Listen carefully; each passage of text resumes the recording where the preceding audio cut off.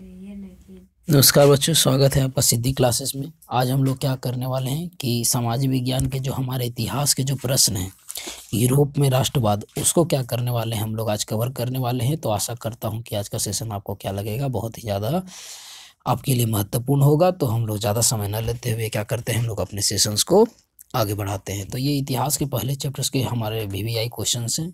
तो इसमें से हम लोग ने कोशिश किया है कि आप लोग को 35 प्लस क्वेश्चंस को सॉल्व करवाया गया है। हर एक चैप्टर से आप लोग को इसी तरह से, जैसे आप लोग का रिवीजन चल रहा है, लगातार हम लोग क्या कर रहे हैं कि आप लोग के लिए अच्छे से क्वेश्चंस ला रहे हैं। वो सारे क्वेश्चंस जो पिछले साल रिपीट किए गए हैं और प्लस एक्स्ट्रा क्वेश्चंस, जाके आप लोग को ज़्यादा से ज़्यादा हम लोग क्वेश्चंस को क्या कर रहे हैं, प्रैक्टिस कराया जाए।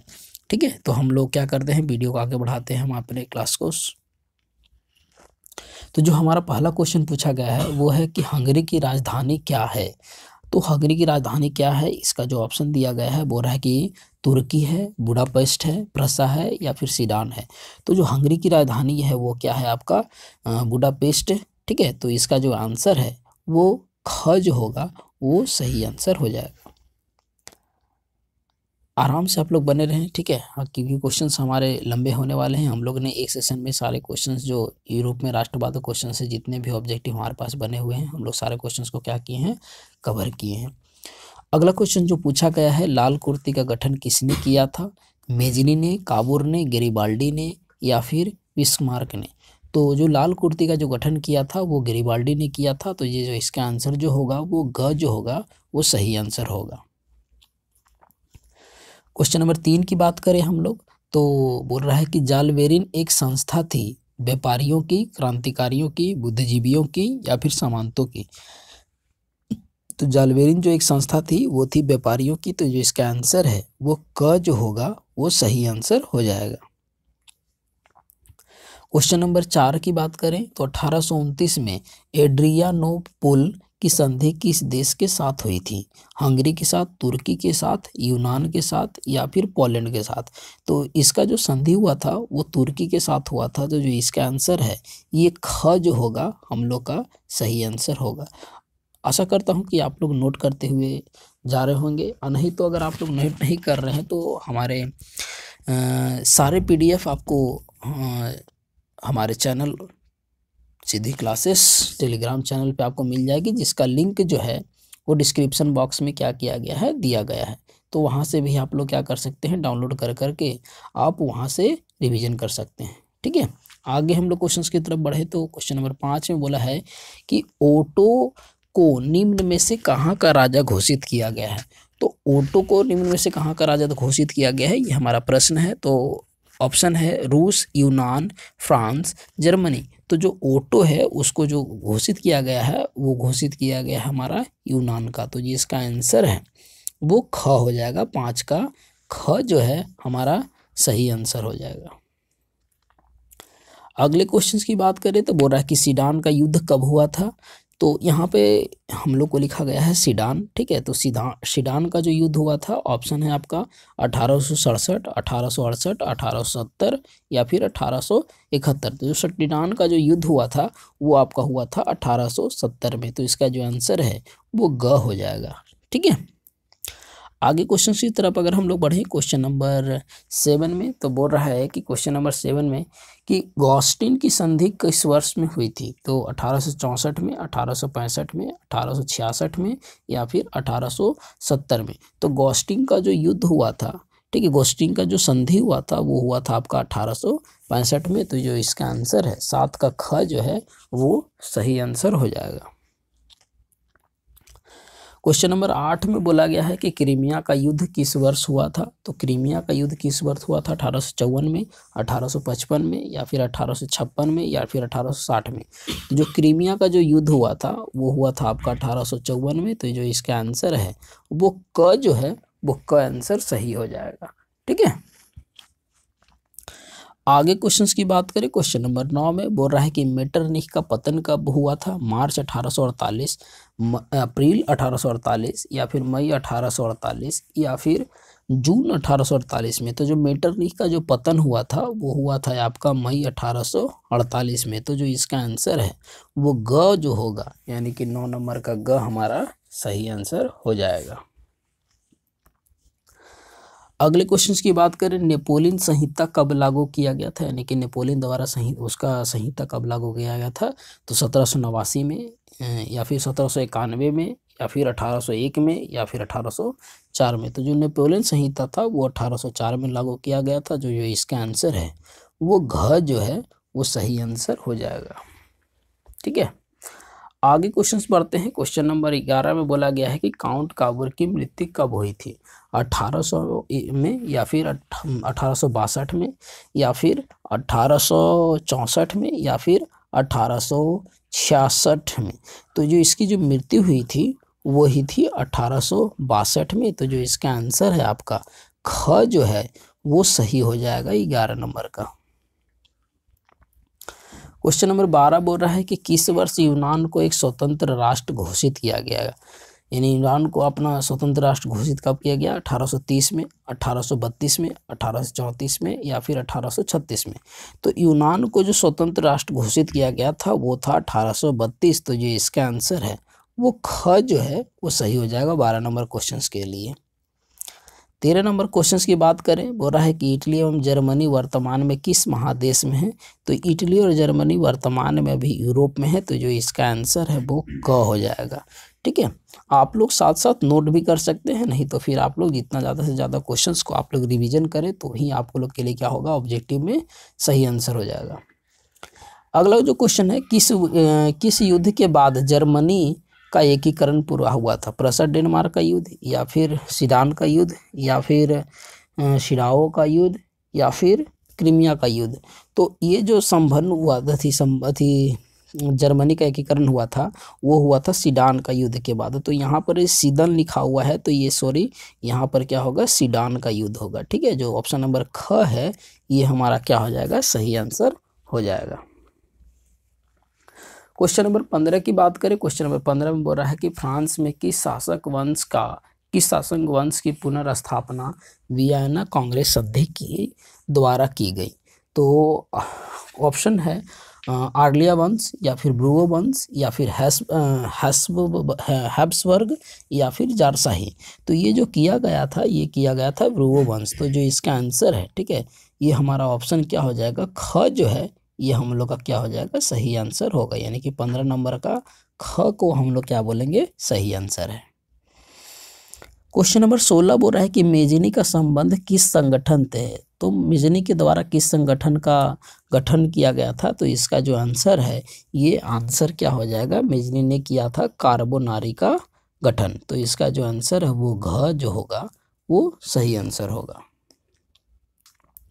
क्वेश्चन नंबर 16 बोल रहा है कि इटली और जर्मनी के एकीकरण के विरोधी कौन थे। तो इटली और जर्मनी का जो विरोध कर रहा था वो कौन कर रहा था, तो उसका नाम क्या है, ऑस्ट्रिया। तो जो इसका आंसर है वो आपका क्या हो जाएगा, क जो है वो सही आंसर होगा।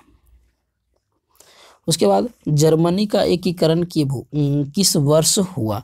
तो 1866, 1864, 1870 या फिर 1871 में। तो जो जर्मनी का जो एकीकरण हुआ था वो हुआ था 1871 में। तो जो इसका आंसर है वो घ जो है वो सही आंसर हो जाएगा। क्वेश्चन नंबर अगर 19 की बात करें तो वियना सम्मेलन का अध्यक्ष कौन था। तो नेपोलियन बोनापार्ट, या फिर लुई 18वां, या फिर चार्ल्स एल्बर्ट, या फिर मेटरनिक ने। तो वियना संधि का जो अध्यक्ष था वो था आपका मेटरनिक। तो इसका आंसर क्या हो जाएगा, घ नंबर जो हो जाएगा 19 नंबर का घ जो है वो सही आंसर हो जाएगा। आगे बात करें क्वेश्चन नंबर 20 पर हम लोग पहुंच चुके हैं। लगभग हम लोग क्या करेंगे, इसमें 35 प्लस क्वेश्चंस को हम लोग रिवीजन करेंगे। तो वीडियो को कम से कम पूरी देखें या फिर ना देखें। गीजो कहाँ का प्रधानमंत्री था, प्रसा, तुर्की, फ्रांस, या फिर सीडान। तो गीजो जो था वो आपका फ्रांस का क्या था, आपका प्रधानमंत्री था। तो इसका आंसर क्या होगा, ग, यानी कि ग जो है वो सही आंसर हो जाएगा।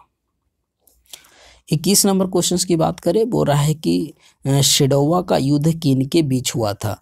तो ऑप्शन है ऑस्ट्रिया सीडान, या फिर ऑस्ट्रिया प्रसा, या फिर सीडान प्रसा, या फिर तुर्कीमिस। तो ये जो शेडोवा का जो युद्ध हुआ था वो ऑस्ट्रिया प्रसा के बीच में हुआ था। तो जी इसको आंसर होगा, ठीक है, इसका जो आंसर है वो आंसर हम लोग के लिए क्या हो जाएगा, ख जो है वो सही होगा। ऑस्ट्रिया प्रसा, तो ऑप्शन क्या हो जाएगा 21 का ख हमारा सही आंसर होगा। अगले क्वेश्चन की बात करें, क्वेश्चन नंबर 22 में बोल रहा है कि वियना किस देश की राजधानी है आज के समय में? तो फ्रांस, इंग्लैंड, ऑस्ट्रिया या फिर रूस। तो जो वियना जो है वो ऑस्ट्रिया देश की राजधानी है। तो जो 22 नंबर है, ठीक है, 22 का जो ग है वो क्या हो जाएगा, सही आंसर हो जाएगा।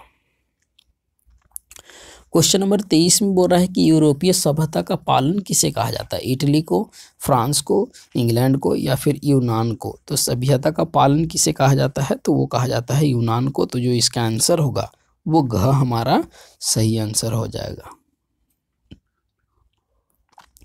क्वेश्चन नंबर 24 बोल रहा है कि सीडान के युद्ध किनके बीच हुआ था? तो सीडान का जो युद्ध हुआ था, ऑप्शन है ऑस्ट्रिया प्रसा, प्रसा डेनमार्क, इटली रोम या फिर फ्रांस रोम। तो ये जो हुआ था, ठीक है, ये हुआ था आपका फ्रांस और प्रसा के बीच में। तो जो 24 नंबर है, 24 का जो घ है वो हमारा क्या हो जाएगा, सही आंसर है। 25 नंबर बोला कि किस संधि द्वारा जर्मनी का एकीकरण हुआ था? डेनमार्क की संधि या फिर गैस्टिन की संधि या फिर प्राग की संधि या फिर फ्रैंकफर्ट की संधि। तो ये जो हुआ था ये हुआ था फ्रैंकफर्ट की संधि के द्वारा। तो यहाँ पर ही संधि लिखा हुआ है, ठीक है, यहाँ पे संधि ये होगा, ठीक है। तो इसका जो आंसर है, ठीक है, ये आंसर हमारा क्या हो जाएगा, घ जो है ये सही आंसर हो जाएगा। क्वेश्चन नंबर 26 की बात करें, बोला कि गैरिबाल्डी जो था वो पेशे से क्या करता था? नाविक था, किसान था, सैनिक था या फिर दार्शनिक था। तो जो गैरिबाल्डी था वो पेशे से एक नाविक था। नाविक उसको बोलते हैं कि जो नौकायान होता है। तो जो आंसर होगा वो ए आंसर, मतलब कि जो क नंबर है वो हमारा क जो है वो सही आंसर होगा। अगला है कि सन 1870 में फ्रांस और प्रसा के बीच में युद्ध कहाँ हुआ था? शिडान में, शिडावो में या फिर शाइडाइन में या फिर फ्रैंकफर्ट में। तो जो उन लोगों के बीच में जो युद्ध हुआ था वो युद्ध हुआ था शिडान में। तो जो इसका आंसर है वो क हो जाएगा हमारा सही आंसर। फिर जर्मन राइन राज्य का नाम निर्माण किसने किया था? लुई 18वां ने या फिर नेपोलियन बोनापार्ट ने, नेपोलियन थर्ड या फिर बिस्मार्क ने।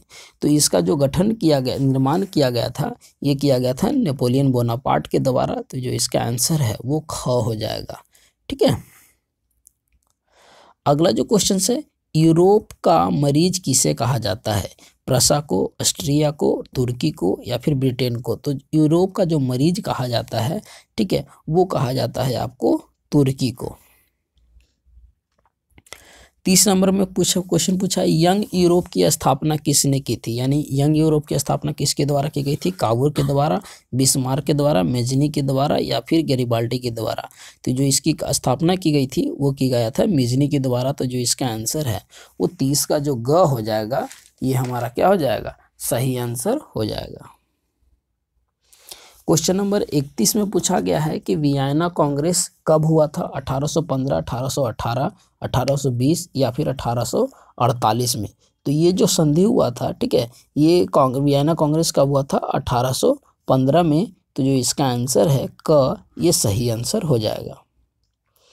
क्वेश्चन नंबर 32 में बोला है कि काउंट कावूर को विक्टर एम्यूनुअल के किस पद पर नियुक्त किया गया था? गृह मंत्री, सेनापति, फ्रांस का राजदूत या फिर प्रधानमंत्री। तो जिसको जो नियुक्त किया गया था वो फ्रांस का प्रधानमंत्री। तो जो आंसर है वो घ जो है वो सही आंसर हो जाएगा।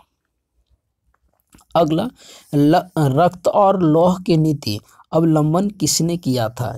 तो इसका अवलंबन किया था हिटलर, विलियम प्रथम, बिस्मार्क या फिर मेजनी ने। तो इसका जो किया था वो किया था बिस्मार्क ने। तो इसका जो आंसर हो जाएगा वो ग जो है वो सही आंसर होगा। क्वेश्चन नंबर 34 में बोला है इटली और जर्मनी के एकीकरण के विरुद्ध निम्नलिखित में से कौन सा देश था? तो ये क्वेश्चन हम लोग का रिपीटेड क्वेश्चन है। तो इसका आंसर क्या हो जाएगा, ऑस्ट्रिया। तो जो ग है, ठीक है, ये 34 का जो ग है हमारा सही आंसर हो जाएगा। अगला क्वेश्चन पूछा है कि जर्मनी के एकीकरण का प्रमुख वास्तुकार कौन था? मेजनी, गैरिबाल्डी, लेनिन या फिर बिस्मार्क ने। तो जो जर्मनी के एकीकरण का मुख्य जो आपका वास्तुकार था वो था आपका लेनिन। तो जो 35 है, 35 का ग हमारा सही आंसर हो जाएगा। 36 नंबर क्वेश्चन में बोला गया है कि इटली के एकीकरण में से निम्न में से कौन संबंध नहीं है, यानी कि इटली के एकीकरण में इनमें से कौन सा संबंध सही नहीं है। तो बिस्मार्क, मेजनी, कावूर या फिर गैरिबाल्डी। तो इसमें जो है वो आपका बिस्मार्क का कोई संबंध नहीं है, तो इसका आंसर जो होगा वो क जो है सही आंसर हो जाएगा। अगला क्वेश्चन है कि 1830 की क्रांति के बाद फ्रांस में किस प्रकार का शासन स्थापित हुआ? संघीय शासन व्यवस्था, संवैधानिक राजतंत्र, गणराज्य या फिर अधिनायकवाद। तो इसमें जो व्यवस्था हुआ उसके बाद उसको हम लोग क्या बोलते हैं? संवैधानिक राजतंत्र। तो जो इसका आंसर है वो ख हमारा सही आंसर हो जाएगा। ठीक है। अगला जो क्वेश्चन है, फ्रैंकफर्ट की संधि पर हस्ताक्षर कब हुआ था? 1863, 1864, 1871 या फिर 1872 में। तो ये जो संधि पर जो हस्ताक्षर हुआ था वो हुआ था आपका 1871 में। तो जो आंसर हो जाएगा 38 नंबर क्वेश्चन का वो हमारा क्या हो जाएगा? ग जो है वो हमारा सही आंसर हो जाएगा। तो लगभग हम लोगों ने 38 क्वेश्चंस को देखे। 38 क्वेश्चंस को क्या किए हम लोग कंप्लीट किए। जो यूरोप में राष्ट्रवाद जो चैप्टर है उसमें से हम लोगों ने कहा था कि 35 प्लस क्वेश्चन को हम लोग क्या करेंगे? कंप्लीट करेंगे। तो जो हम लोगों ने कंप्लीट किया है।